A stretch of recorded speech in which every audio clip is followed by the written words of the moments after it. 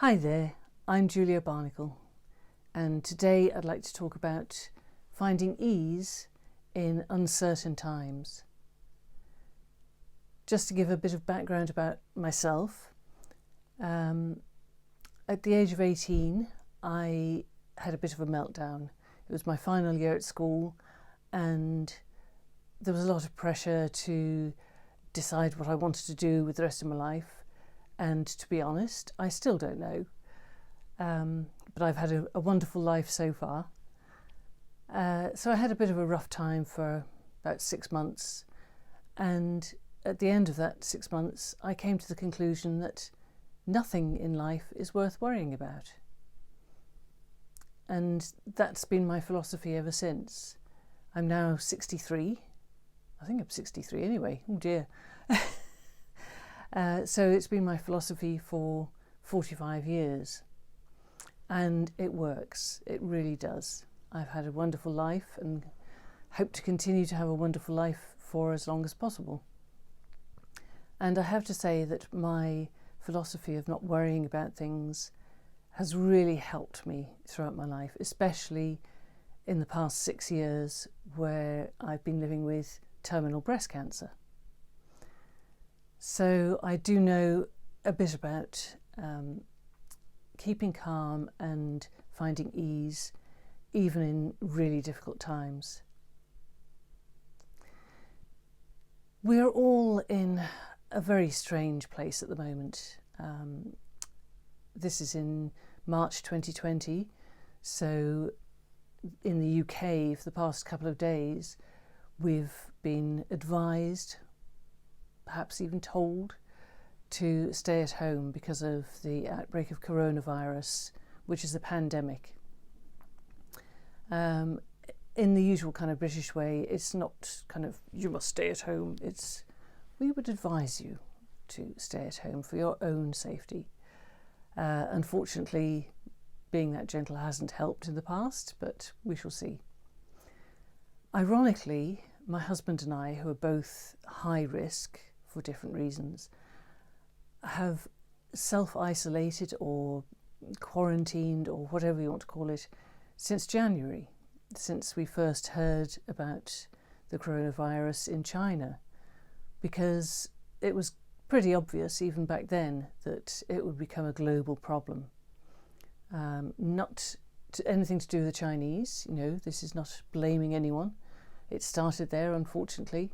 However, because of global travel being so cheap nowadays, it's very easy for people to get from one country to another, and a virus like this is very easy to spread once you start mixing people in small spaces or in confinement, like aeroplanes, for example. So we decided, as I say, in January that it wasn't worth going anywhere. I mean, usually in January I look forward to going out because I don't tend to go out in November and December when there are crowds anyway, because as an introvert I don't like crowds. So January is when I start to go out again. So we've been stuck in the house, if you like, for nearly 12 weeks. And I have to say that when I got well, I didn't actually get a letter, I got a text from the hospital saying we advise that you stay at home. This was from the NHS. And I had a little bit of a kind of teenage tantrum because I was thinking, but I've been staying at home all this time. It was my choice. And don't I get time off for good behaviour and all that kind of thing? But no. So it'll be another 12 weeks plus that we have to stay home. But there you go. It is what it is. And I think for introverts, it's a lot easier to stay at home than it is for extroverts. I think extroverts are probably climbing the walls by now if they've had to self-isolate or quarantine themselves.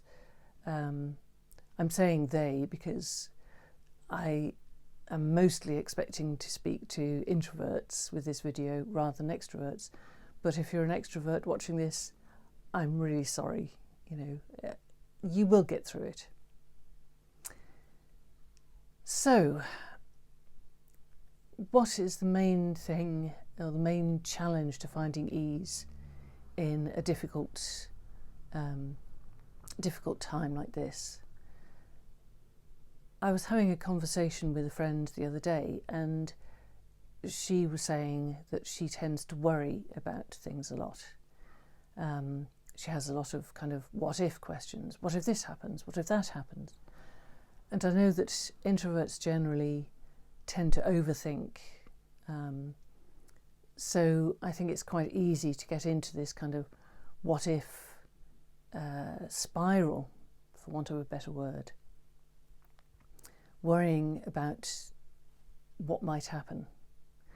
Because really worry is fear of uncertainty, fear of not knowing what's going to happen, fear of the unknown, fear of the future. I mean, the future is uncertain at any time. It doesn't matter when we're talking about. The future is always uncertain. That's what makes it the future, really. The only thing we can be certain about is right now, in the present.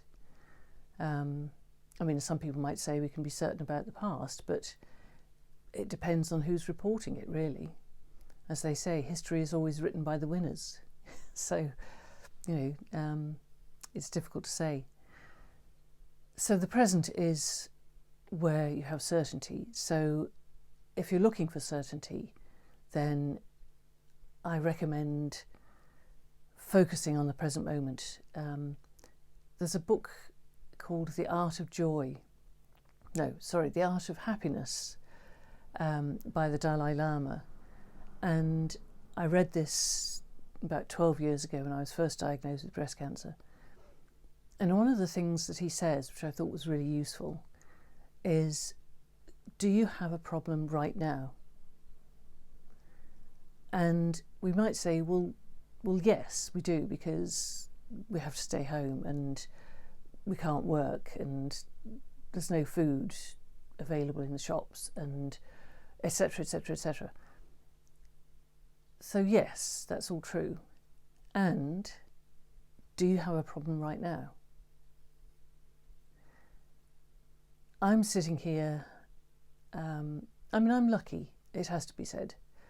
I have food in the freezer because we did manage to get a delivery before the lockdown. We have financial stability, relatively speaking. We're not rich by any means, but we are financially stable. We don't work, we're both retired, so I'm not relying on an income. Neither of us is relying on an income. So we have a lot of things to be grateful for. That doesn't make me feel guilty that other people are in a more difficult situation, though. Guilt doesn't help anything. So if you are in a lucky situation or a fortunate situation, then be grateful for that and accept that, okay, there might be things that are problems at the moment. However, at the moment, perhaps you don't have a problem. Nothing that's pressing, nothing that's urgent. It might be a bit of a bind having to stay at home, like I say, especially if you're being told you have to. But apart from that, do you actually have a problem right now? Because if you don't, then you don't need to worry. And the thing is, I do know, I can't say I understand, because that would be lying, but I do know that people worry. I mean, I come from a family of world-class worriers, to be honest. I don't know how I managed to be such a failure, because if worrying were an Olympic sport, then we would have a house full of gold medals. And sometimes you can think, well, I'm a problem solver. My job expects me to work out what might possibly go wrong if I'm building something or designing something. And that's fair enough. up to a point. But my job was like that too. I worked in information technology. I designed and built and implemented computer systems. So similarly, I had to try and think in advance what could possibly go wrong.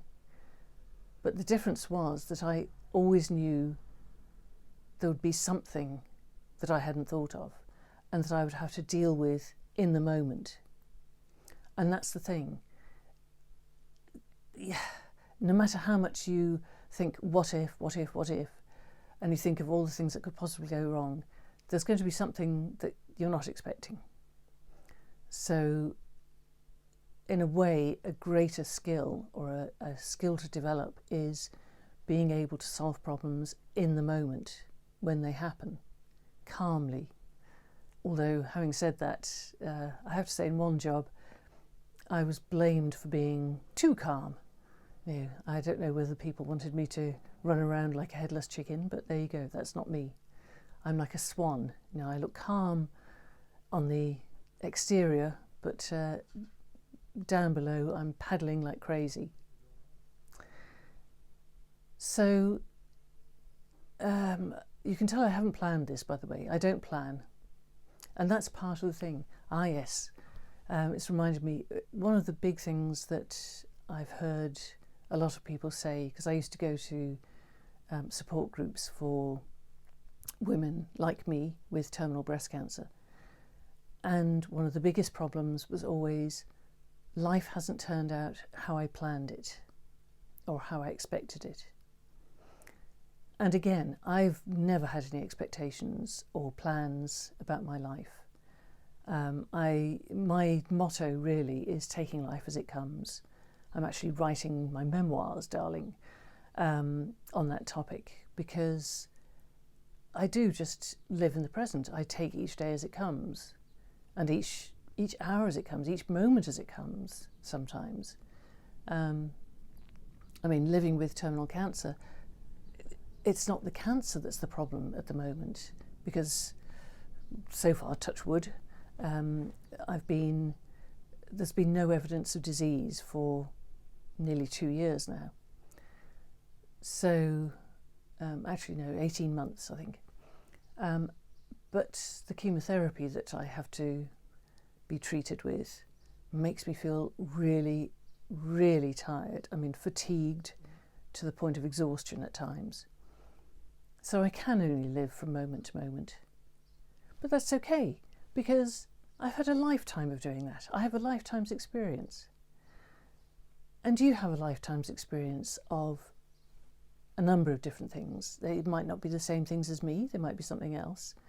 But think about all the things that you have experience of, and all the scrapes that you've got through, all of the difficult times that you've lived through and survived and thrived. And know that, as the saying goes, this too will pass. Yes, it might sound a bit trite, but you know, it's true. And the more sensible we can be, of course, following the guidelines of keeping our distance from friends and even family, we have more chance of coming through this in a good way. So there is no need to panic. Not yet. I'm going to just have a quick look. I did make some notes. Oh yes, I read an article this morning by, it was an interview with a chap called David Kessler, I think it says. My writing is so scrappy nowadays.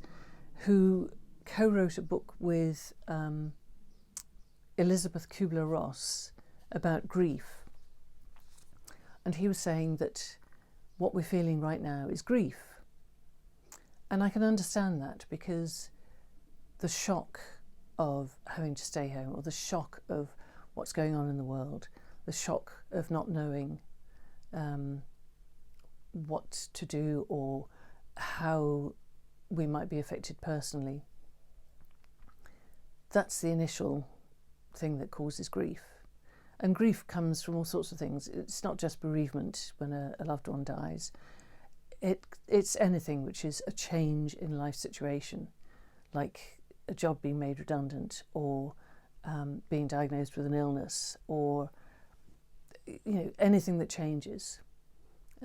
We go through grief, so it's not surprising that people are feeling grief at the moment, and it is worth recognising that and knowing that grief is a process and there are various steps. If I can remember, I might have to refer to my notes. If I can read my writing. Oh yes, so there are 5 steps to grief. Denial, anger, bargaining, sadness, and eventually acceptance. And in fact, this chap, David Kessler, is now writing a book about what he calls the 6th level of grief. Excuse me. Don't worry, I've had a cough for donkey's years. It comes and goes, and especially when I'm nervous, I cough more. So David Kessler wants to write about finding meaning, which I think is also interesting, but that's for another day. But he talks about anticipatory grief, which really is, in my mind, the same as worrying, because it's about the future. It's about anticipating the worst that could possibly happen. Okay, and I mean, I'm just realising that I'm kind of running out of time, because I said I would keep this within 20 minutes. I thought I wouldn't manage 10 minutes even, but there you go. So I'll try and wrap this up quite quickly. People ask me, how do I not worry? Simply, I made the decision that nothing in life is worth worrying about. It's a choice, in the same way as happiness is a choice to me. I can choose to be happy regardless of my situation. I can choose not to worry regardless of my situation. It is a choice. It's as simple as that, really. I say simple. I'm quite a logical person. I'm also creative, as you might be able to tell from the paintings in the background. And please ignore all the mess on the desk. I was going to try not to show that, but I'm in a bit of a mess at the moment. So I think it is possible for anyone to choose to feel happy in the moment, and to choose not to worry in the moment. And if you focus on the moment, the current moment, right now, how are you feeling? If you're feeling bad, then fair enough. Accept that. That's how it is. It is what it is. However, if you're feeling, actually, I feel okay at the moment, then good. Celebrate that. Feel happy about it. Don't worry about how you might feel in 5 minutes or next day or in a week's time or something.